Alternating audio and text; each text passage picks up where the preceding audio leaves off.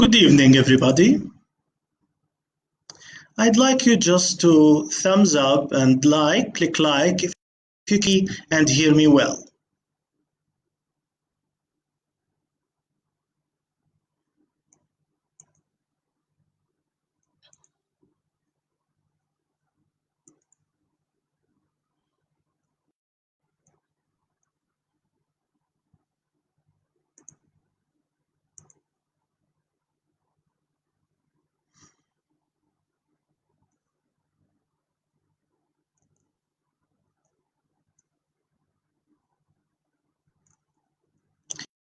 A few comments, please, so that I can see and make sure that I can read your comments well.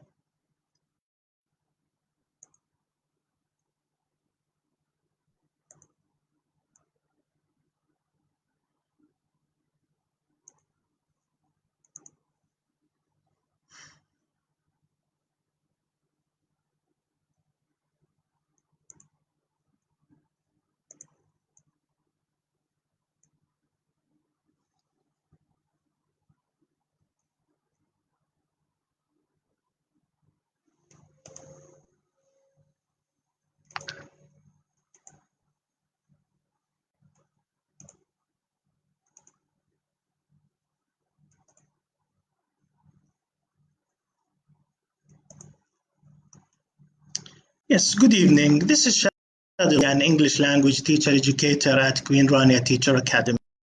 Welcome to tonight's live session aired to you via QRT Facebook service. And tonight's episode is creating active learning in your classroom. Before we start, I would like to seize this opportunity to express my thanks to all subject teachers at the Ministry of Education and the private sector in Jordan, as well as in the region, and to the English language teachers in specific, Happy English Language Day, as yesterday, the 23rd of April, marks the annual anniversary for the English language. Thanks as well for those who are joining us tonight and for the 89 participants who took part in the questionnaire as well. Your responses will definitely enrich this episode, as you will see.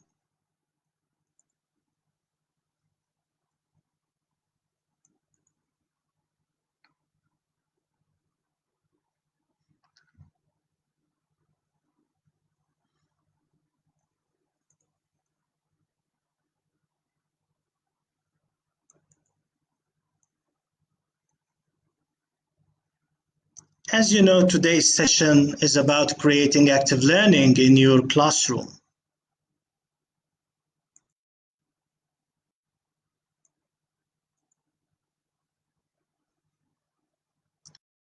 Would you start, Kafa, with the bio? Here's a short bio about myself. Actually, I've got 20 years of experience in teaching and learning English. I am currently a teacher, educator at the Queen Rania Teacher Academy.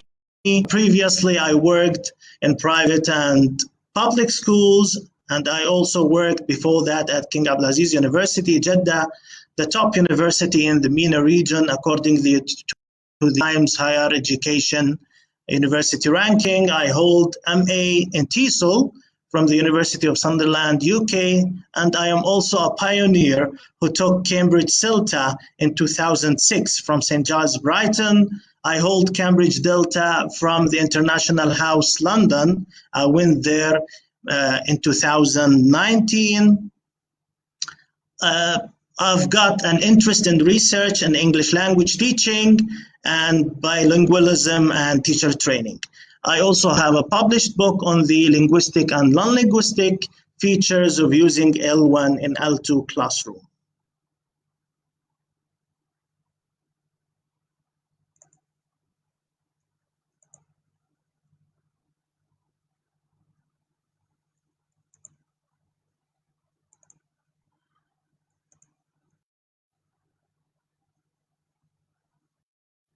Would you like to continue, Kafa?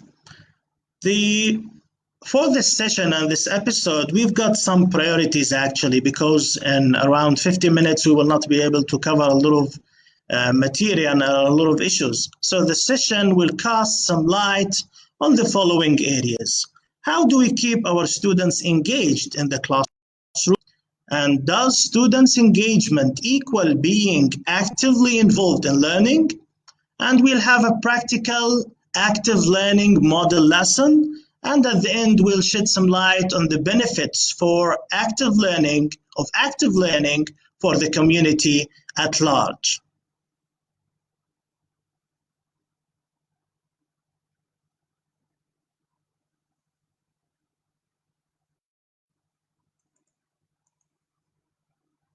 So let's have a look at the need for active learning. Actually, the need for active learning stems from a lot of realities. The first one is the challenge of online learning continuity, as it's now more than 1 year of this online learning, as we have been badly stricken by the COVID-19 pandemic. So we'll shed some light on the perspective and perception of our teachers about active learning so that we can sustain this sort of active engagement inside the online classroom. And actually, we'll have other priorities, such as the competency-based learning approach versus the spoon-feeding approach. We need to shed some light on how we can develop and enhance our students' competency. And as you know, the competency means we need to develop their skills, their knowledge, and their attitude as well. And actually, there is a buzz around the student engagement. And since the online learning had to do the pandemic, we can see a lot of teachers having difficulties and challenges in involving the students in the online class. But unfortunately, does involving students in the online teaching, does it equal having them actively participating in constructing their knowledge? So we'll shed some light on that. And at the end, we'll have some sort of thinking about the retained from education, as the benefits from active learning are endless.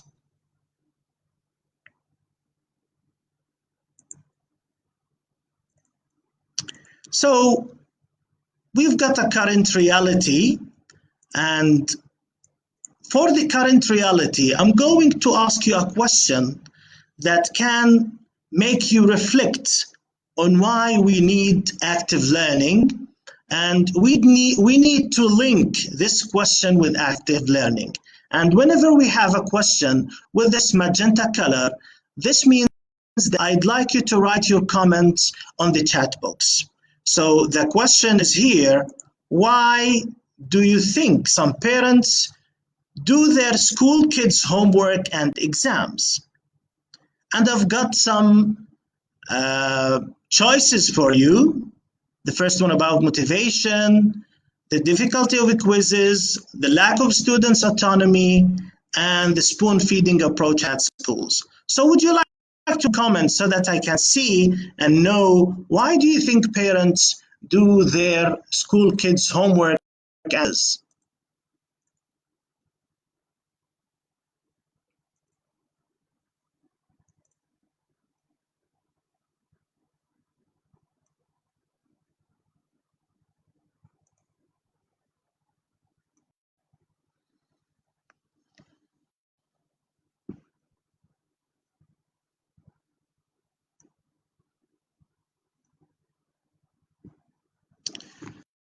Noura, I would agree with you, Noura, because some parents are worried about their kids' marks. And Lamis says maybe it's because of motivation. And Dr. Firas could say it's one of the challenges that teachers face in online learning is how to engage students. Yeah, you're right. I couldn't agree more. Yeah.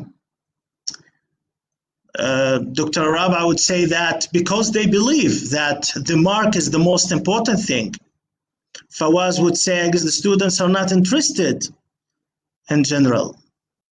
Motivation. People are talking about motivation. Ahlam would say it's because of autonomy, the student autonomy. And I am definitely in agreement with Ahlam, as the student autonomy is one of the major problems that we face in our students. And because of the lack of students' economy, the students are now dependent on their parents. Yeah, so keep this question in mind because we need to link this problem with how active learning can solve this problem. So would you like to proceed?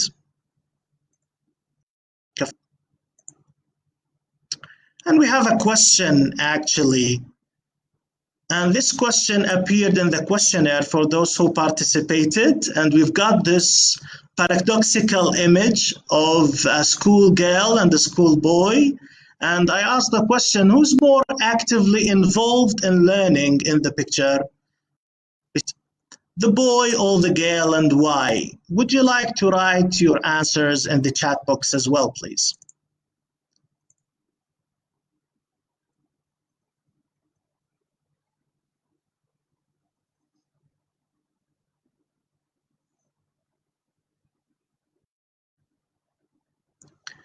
Yeah, Muhammad al-Bustanji would say it's B, yeah, which means the boy. Yeah. Lamis would say the boy. Kafa would say the girl. My colleague Naim from Jeddah would say hi. Hi, Naim. Naim is my colleague at King Abdulaziz University in Jeddah. Muna would say the girl. Yeah, and I could say that the boy, it seems that the boy is active in the classroom, but we can ignore the fact that maybe the girl is more involved in a task, and so that she's keeping herself quiet. The thing is that we need also to revisit this picture again at the end of the lesson because we've got some features and characteristics of active learning. And I would say that this picture doesn't reflect the reality of active learning. We can say, of course, that the boy is more active, but still not minimize the role of the girl because she's totally involved in doing something. So let us explore this very interesting topic.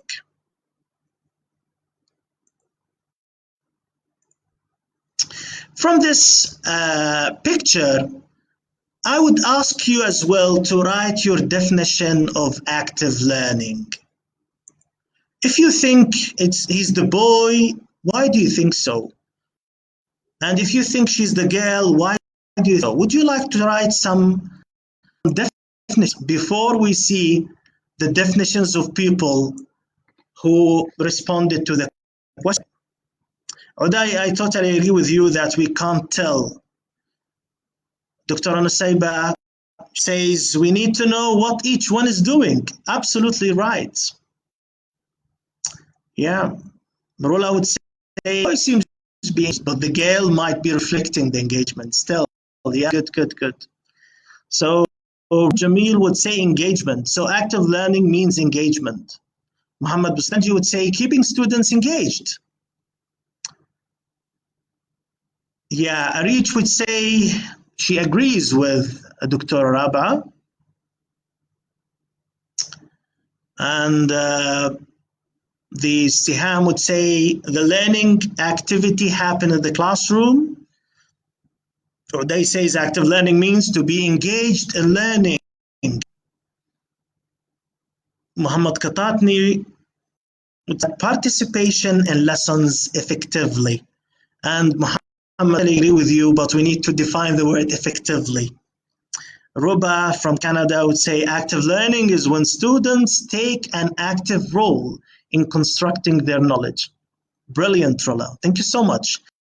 So, it seems that a lot of you talking about involving students in activities, and for Firas and Abdullah doing activities, and Firas would say an approach to instruction that involves actively engaging students with the course material throughout discussions, problem solving, and case studies and role plays. Thank you so much, Firas.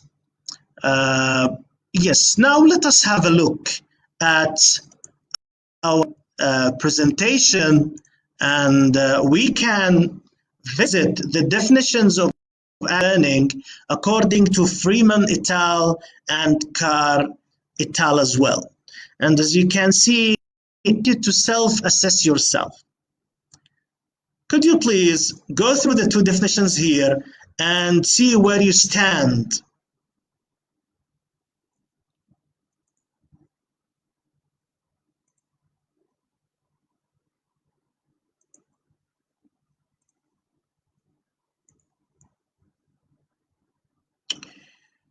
Yes, and if I look at your comments on Facebook, I would say that yes, active learning is teaching students how to learn. So Fawaz, yes, so after we revisited the definitions of active learning, we need to say that active learning involves a lot of very important features that we can see from Carr et al. Definition. Let us read Freeman et al. Definition. Active learning engages students in the process of learning through activities and discussion, as you said, of course, as opposed to passively listening to an expert. It emphasizes higher order thinking and often involves work. So we're talking about involving students in discussions and higher order thinking, and we are talking about group work. And for Carr et al., the second definition, we can see that the students need to be actively involved in constructing their own knowledge. And the students cannot be able to construct their own knowledge unless they have higher order thinking skills. So let us have a look at the higher order thinking skills that Freeman referred to. And for that, would you like to move, Kafa, to Bloom's taxonomy hierarchy? And as you can see, we've got here Bloom's taxonomy, and it's divided to 6 levels of thinking. The lots at your left-hand side and the hots at your right-hand side. And we mean for the lots, the lower order thinking skills resemble understanding and applying. And for the higher order thinking skills, the hots, we do analysis, evaluation, and the creation. For the students to be able and active in constructing their knowledge, they should possess these qualities of cognitive thinking, the analysis, the evaluation, and the creation.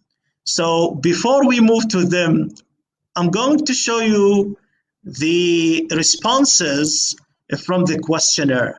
So the definition of active learning, according to the majority of you, around 65% said the students' effort to actively construct their.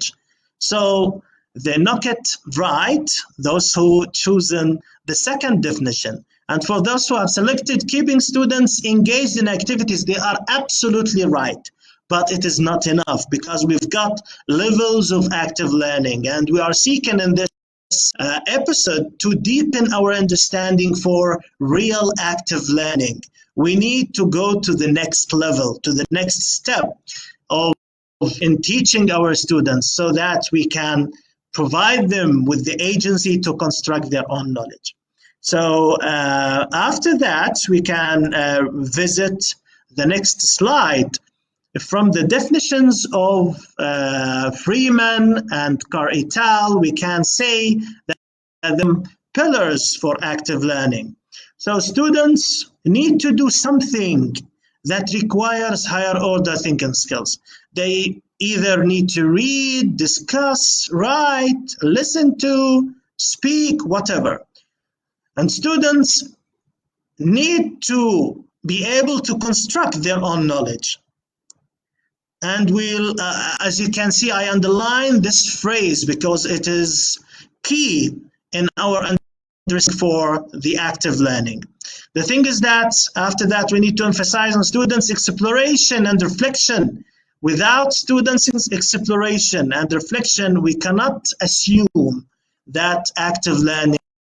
And in this episode, we'll have a model lesson on how we encourage our students to explore. The students work in groups. Learning should happen in relevant and meaningful context. And the last thing that we need to take care of is the involvement of formative assessment and feedback. So as you can see in the slide, we've got here two learners, a passive learner and an active learner. And I'd like you to read what does the passive learning entail and what does the active learning entail in comparison.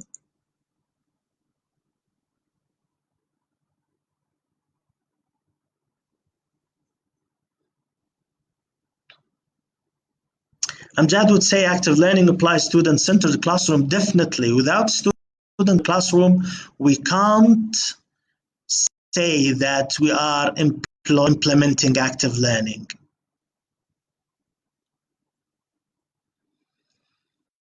Nazir would say students need to build their learning. So teachers must be facilitator for that by activities or the strategies that they involve in their plans. Actually, Asil, you are right that students need to build their knowledge. But in this session, we are going to visit the teachers' roles. Do we believe that we only can be facilitators inside the classroom, and being only a facilitator makes it for the learning to happen?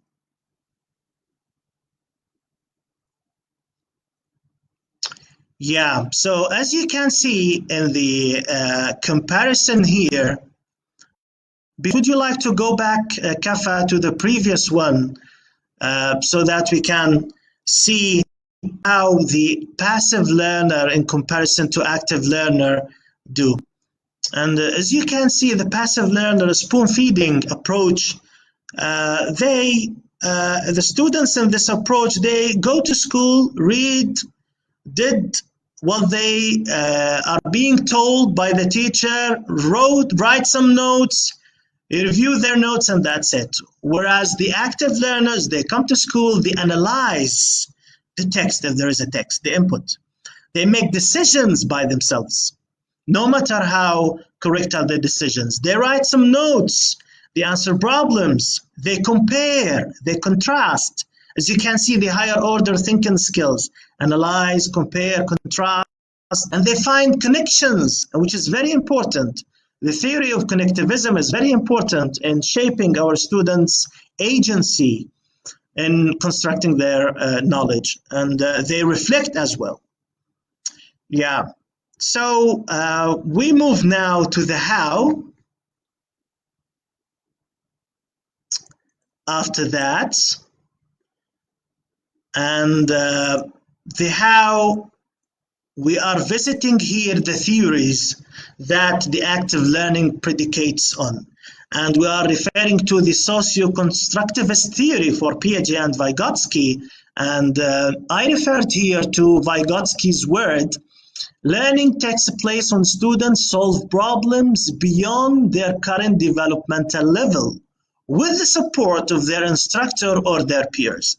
So Vygotsky refers, if you remember, or if you are familiar with the phrase ZPD, the zone of proximal development, where the teacher needs to give students a challenge in the problem that they are going to solve.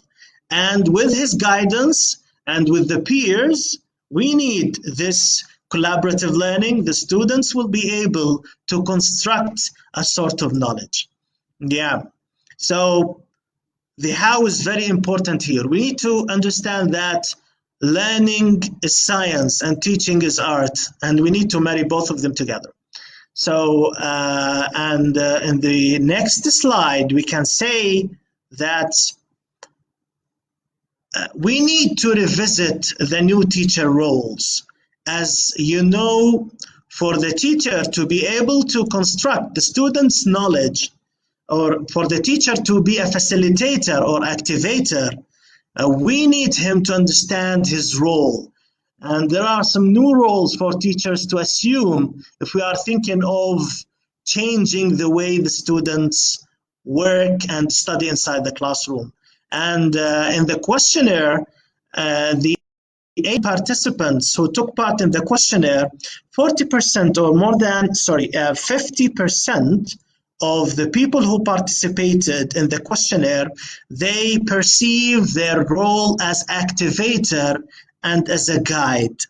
And 40%, they see their role as a facilitator. Of course, our roles remain as facilitators, but we need a more interactive and a guidance role inside the classroom. So it is not only the facilitation that makes our students able to have the agency and they have the autonomy to construct their knowledge. Actually, I'm very thankful for the other participants who shed some light on both. They said that both roles are interchangeably useful, and I totally agree. We're on the same page, actually. So let us have a look at this picture afterwards, Kafa, where we can see the role of the teacher. Which one can you identify more with? Do you believe you're a sage on the stage or a guide by the side? Would you like to write a sentence?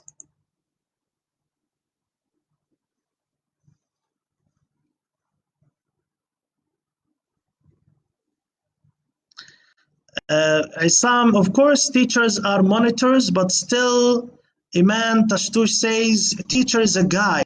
And Amjad would say, even the role of facilitator needs to be clarified. Totally agree, Amjad and Iman. Yahouri would say, teachers must be trained to be facilitators. And we're thinking, Rola, that being a facilitator might need revisiting from us. Fawaz would say how this can be applied in online learning. You're right, but still we need that how we are going to apply and learn by the virtue of understanding the constructivism and the socio-constructivism. Thank you so much, Mustanji. He says a guide by the side, a seal, a guide by the side.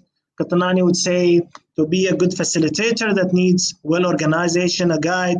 I would say that a lot of you would have chosen the guide by the side. Osama says it's none of them. And maybe he's thinking of other useful approaches. And once we think of two roles, it doesn't mean that we are marginalizing other roles. We are just thinking the roles that teachers can assume and can make use of to be agents in the active learning environment.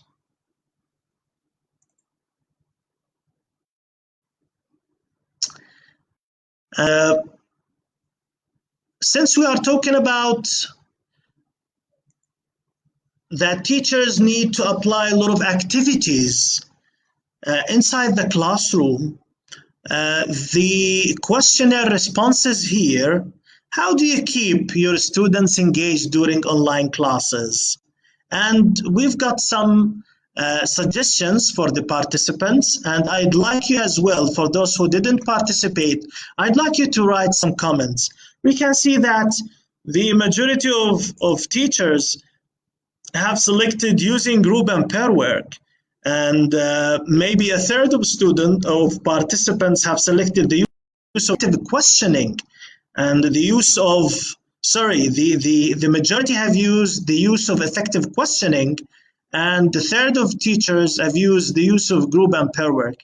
And during actually our micro teaching sessions in QRTA, we can see that the teachers are using questioning effectively to keep students hooked.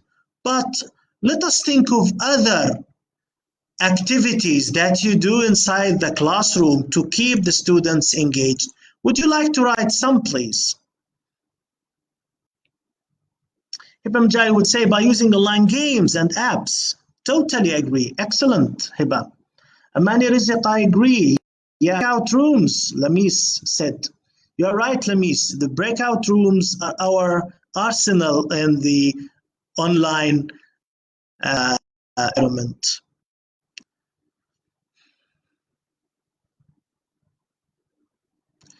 Yes, monitoring and supervision. Would you like to write how do you keep the students engaged? What activities?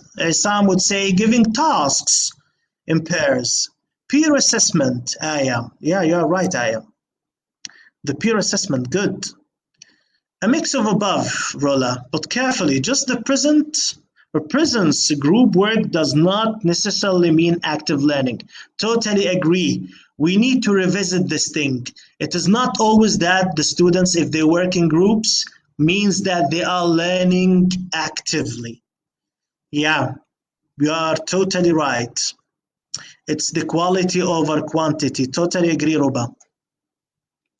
Dina Khirfan would say group work and give the students the agency in the breakout rooms.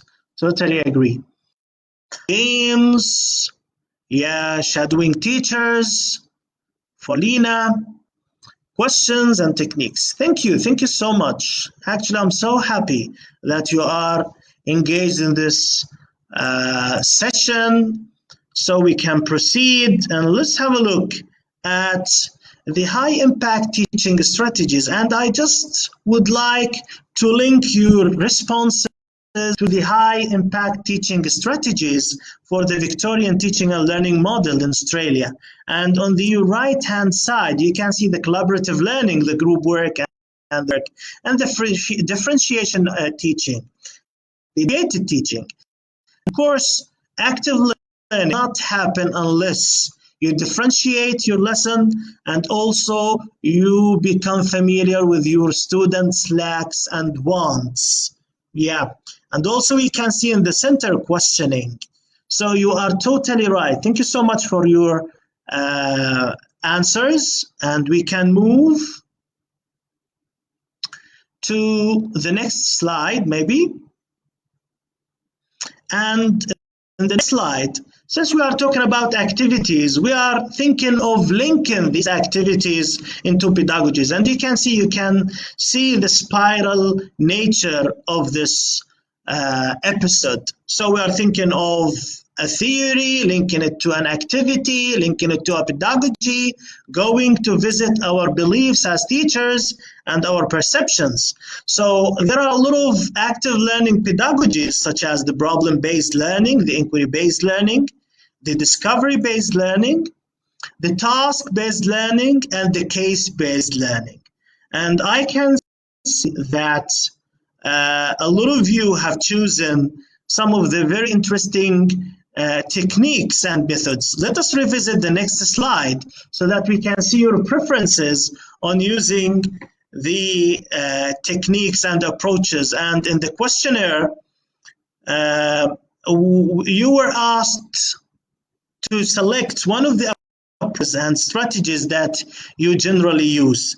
And I can see that the majority of you, 55%, have reported the usage of task-based, which is a very effective way and method in teaching. And also around 40% have shared their interest and their usage of the inductive teaching and the flipped classroom, and the least category went for the guided discovery.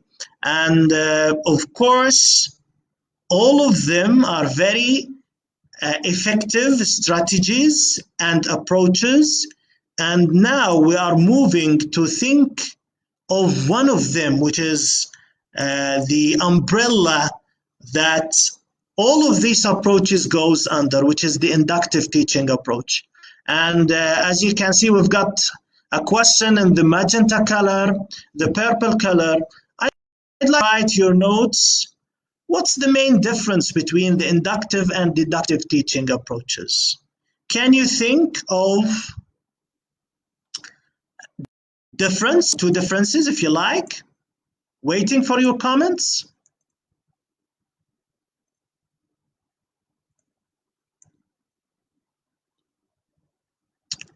What's the difference between inductive and deductive approaches?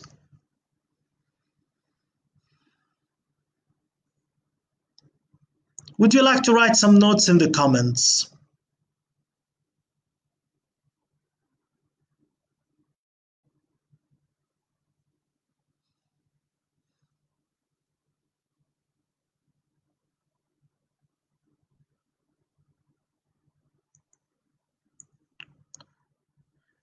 Hiba Majali, when you start from the part moving to the whole, the other is starting from the whole and narrow it down to the part. So I could see your point, Hiba. Yeah, maybe in the inductive in comparison to the deductive, we're talking about wholes and parts. Noura Ramadan says inductive equals autonomous learner, but how? من الكل للجزء, from the whole to the part. Maybe you are right. I can see your point, Dr. Rabah. Inductive teaching gives the students the rules, then examples. Maybe the opposite, Isam. Inductive teaching gives the rules, then the examples. Yeah, the Lena inductive, when we give them information to build in. That mean reflect opinion. Rima Al-Umari, a deductive approach involves the learners be given a general rule. You are right. From the deductive, we give the general rule and they deduce, which then apply to a specific language example. However, the inductive approach involves learners detecting, noticing. Excellent. Totally agree, Rima. Thank you so much. Yeah, استقراء and استنتاجي, maybe, yeah, this is how we in Arabic. The inductive actions, yeah, I like your comments actually. It seems very deep. Deductive some make the students guess the rule. Hiba Abed says the first one motivate the students to extract the structure through some examples. Totally. We lead in the inductive teaching by examples. Let us now shed light on both on the inductive teaching approach. Actually, the deductive teaching approach, once we start with the rule, and we ask the students to apply. But with the inductive teaching approach, we lead in with examples, with context, and we ask students to observe and notice the patterns. Then they can deduce the rule. And this is the active learning approach. The active learning approach, as you know, means that you give the students the agency to construct their rules, to construct their knowledge. So we believe that the students can use analysis, noticing, and evaluation so that they can deduce a rule. So, would you like to go to the slide about the guided discovery one, the LAMP slide? Actually, we are going now to model a lesson using the guided discovery. And the guided discovery is one of the inductive teaching approaches to teach grammar. Would you like just to remain in that slide, Kafa, for a while? And you might say why I have chosen the guided discovery. The least, actually, it was depending on your needs and the question, which strategy have you used in your classroom? And you've selected the task-based learning and the flipped classrooms. I was thinking of demonstrating the task-based learning, but because the majority of you are familiar with task-based learning, I opted for the guided discovery. Guided discovery is a very interesting and a very easy inducting approach, and I'm thinking of using this guided discovery inductive teaching approach in teaching the present perfect continuous. And let us have a look at the guided discovery approach from a closer eye. As you can see, the guided discovery approach provides meaningful and context. I'd like you to memorize these words, just to have a look at them and keep them in mind, because we are going to use them, and I'm going to theory to practice now in front of you. So the guided discovery provides meaningful and authentic context, maybe a story or a video, that links the students to the world. So we are linking the students to the world they live in. And then after that, we encourage observation and noticing patterns. And there is a noticing hypothesis for Schmidt that says that students are able to deduce rules if they are trained to notice the patterns. And once we use the guided discovery, there is a caution that you must use it only with tidy rules, with regular rules. You cannot use the guided discovery with irregular, because the students need to notice the pattern. So if there is no pattern, the students will not be able to discover the rule. Then after that, we provide examples from the target structure for analysis. So if we have a story, we select it, a structure, example, and the students, we guide the students to analyze the structure. After that, we ask students to build the concept. And as you can see, we are guiding them. And I'd like you to remember your role as a guide. You are activating the students' skills, but you are not working or playing the second fiddle inside the classroom. You have an active role inside the classroom. After that, we guide students' discovery of the structure and phonology. We guide their discovery of the meaning, then the form, phonology, and then we have sort of formative assessment through practice, controlled and guided, and freer, at the end, freer authentic usage.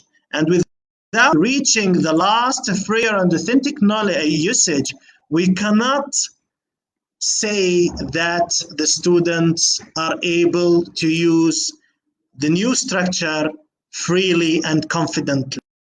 As you remember, we need to link the active learning to autonomy. So the students need to be autonomous in using the new knowledge. So let us proceed, and I'm going to demonstrate in front of you. And because we are thinking of the present perfect continuous, as a teacher, I need to familiarize myself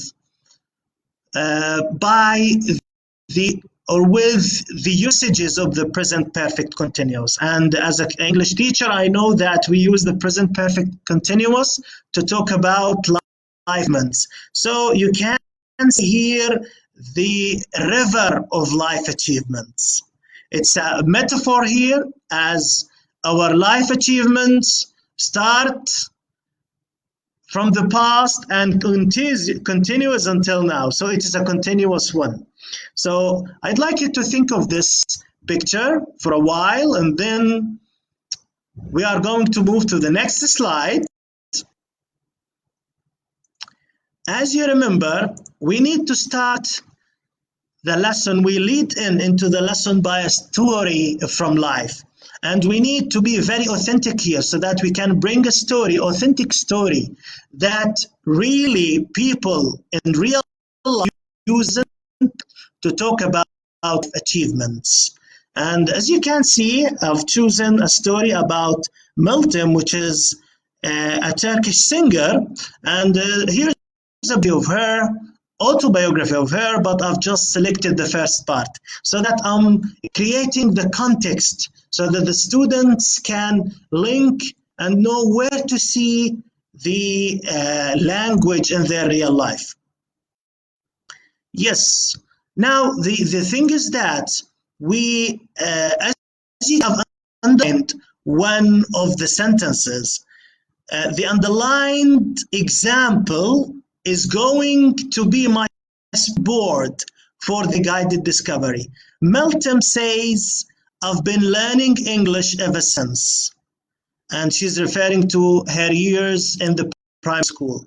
So I've taken this example from a real context, and then I gave the students a worksheet. So would you like to proceed, Kafa, to the next slide? Here's start the guided discovery. And the guided discovery it's on collaborative learning, group work, and worksheets. So you give the students the first task, which focuses on the meaning, as you can say. And it aims at building the students' concepts of the present perfect. So I do not say anything.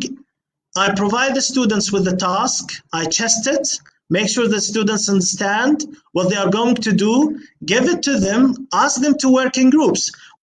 Just to keep zooming in, Kafa. Yeah. And as you can see, I've started with the example. So the inductive teaching provides example. I've been learning English ever since. And if you remember that the guided discovery asks students to notice the pattern and explore the meaning. So in order to build the meaning, I'm guiding the students' understanding. So I've given the students 4 questions. Did you learning English in the past? And the students are working together. I'm not saying anything. I'm just monitoring them. So those 4 says, yeah, monitors. Of course we are monitors. Yeah, but as you can see, I've played an active role in designing this task so that I'm guiding the students, right, so that they can construct their own knowledge. Did she stop learning English after school? No. Is she still learning English now? Yes. Do we know for how long? We don't. And as you can see I'm using the timeline. So the primary school is starting point now.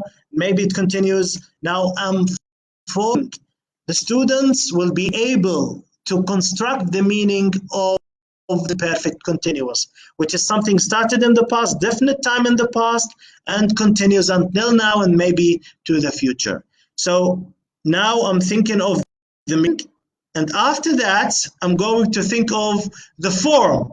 So we do not negotiate the form. We make sure the students understand the meaning of the guided discovery. Would you like to move to the next slide, Kafa? So we focus on the meaning, we focus on the form, and as you can see, I'm still guiding the students' construction of knowledge. So can you write the sentence structure? So still they are working in pairs. And here, as you can see, I've given them another example of learning English since 1998, and I'm helping them to discover the rule, the pattern. And you can differentiate here if you have weak students and good students. For the low achievers, you can give this task, and for the high achievers, you just ask them to use the rule without giving them any hint. And as you can see, we can ask them about writing the structure, writing the question, writing the so that I'm building their agency and I'm building their confidence about the structure. So I'm moving from meaning to the structure, and after that, I'm focusing on the phonology. Would you like to move, Kafa? And in the focusing on phonology, as you can see, we need to build the students' confidence on how to pronounce the new structure in context. So can you read the sentence? You would ask the students, can you read the sentence out loud, please? And you are hearing them talking together and trying to read it out loud. And then I'm attracting attention to the contracted forms here. And we need to keep focusing on the students' understanding of the connected speech. And in phonology here, we need to focus on connected speech. So we do not say, I have been learning English ever since. I've been learning English ever since. So by this, you attract the students' attention to some features of the connected speech, such as elision, assimilation, and catenation. And then you provide the students, you yourself model, you demonstrate, ask the students for choral repetition, and ask the students for individual repetition so that you make sure the students are aware of first the meaning, then the form, and then the phonology. Once we are thinking of these steps, we are almost done with the guided discovery, unless still we just have the formative assessment. We need to know whether students got the new knowledge, are able to use the new structure well or not. So we provide them with controlled and then guided and finally freer practice. So in the controlled one, as you can see, I'm here moving actually between the levels of difficulty. And the controlled, I would say, change the situation to the present perfect. And I would say I'm learning Spanish. I started classes in May. And I'm thinking that the students would be able to say, I've been learning Spanish since May. Rima is working in IKEA. She started working there 3 months ago. She's been working in IKEA for 3 months, and so on. And in the guided one, we can say that the students are giving a higher level of difficulty. So I'm giving them a situation and I'm asking them to think of using the present perfect continuous in this situation. So for example, someone or something you have been thinking about lately. So you might say, I've been thinking about traveling, right? Yeah. So the last task, which is the freer one, is the most important one. Would you like just to remain on the same slide because we still have one item? The last one, which is colored in green, is the most important one. And you can tell that the students are able to use the guided discovery unless they do this stuff. So we are asking them to use the new structure in a real life situation. Draw your life. So we are thinking, we are bringing the students back to reality. Make important progress that you have been achieving recently. And I would imagine that the students would draw the line of their life, the river of achievements. And on the river, they would have some stages and some stops so that they can talk about their achievements. If they succeed in this, we can tell that we have succeeded in a guided discovery lesson that implies that implement the active learning. So I think by this way, we come to the end of the demonstration of how to use an active learning. But still we have something for you in our arsenal. To move, Kafa.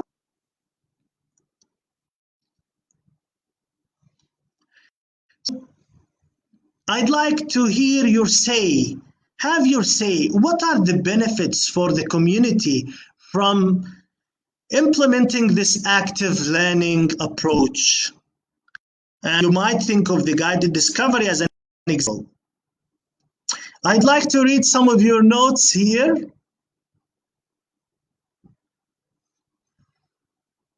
Right, thank you so much.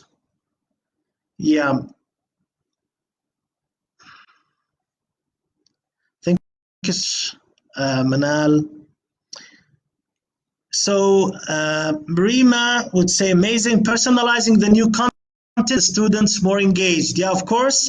But let us talk about the community, because we need to create the principle. And of course, you are principal teachers.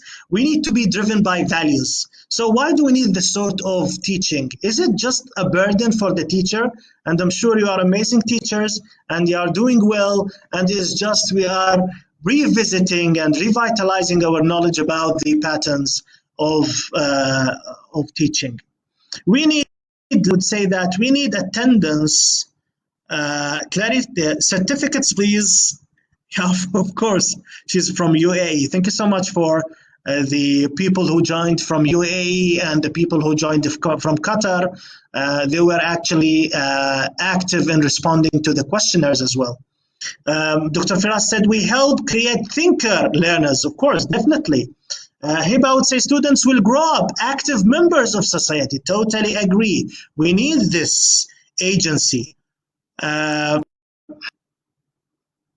Yeah, and Lena would say, yeah, they're just praising the session. Thank you so much. I'm really happy that you found it beneficial. And the thing is that I'm thinking of the higher education and I'm thinking of employability. And actually, we need to prepare our students for higher education. And as you know, the school education is the springboard for the students to be successful in their higher education. Education places emphasis on the students' agency. They need students who can be autonomous, who are autonomous, and they can construct their own knowledge because the teachers are not every day there. And is that we, of course, build self-confidence. Yeah, participants from Jordan, we are amazing too. You are right, of course. I'm totally thankful for the teachers from the Ministry of Education. I said at the beginning because around 60% of you are from the Ministry of Education. This is what the questionnaire said. The thing is that also we need to reflect, we need to link the active learning with employability because employers need they need employees with skills and competencies. They do not, the workplace do not focus more on memorizing and only on understanding. It focuses more on the competencies and your agency, problem solver, and to be an effective work member. And Noura would say that this is in this way we construct the mindset of our students that can be autonomous learners by themselves. And actually, it is the benefits of parents. Remember, we asked the question, why do parents answer their school kids' exams and homework assignments? This is why. They are not autonomous. The students are not trained to be autonomous. And so it's a benefit for all stakeholders. The parents will be free to do their work and enjoy, right, their life. The teachers, although the teachers have the burdensome duty of helping and guiding and activating, the atmosphere inside the classroom so that the active learning can strike deep. Still, it is a way that teachers can be a bit freer. And the last thing is that we prepare citizens that can serve their community and country well. I think we've come to the end, and it is a minute shy to 10, and I'd like to thank you so much. And I would remind you that yesterday was the National English Language Day, the 23rd of April. So happy English Language Day for all teachers in Jordan. I think this is the end of the episode tonight. Thank you so much. I'm really grateful for those who allotted their time, an hour from their time, just to watch me tonight and actively participating in this episode. Thank you so much and good night.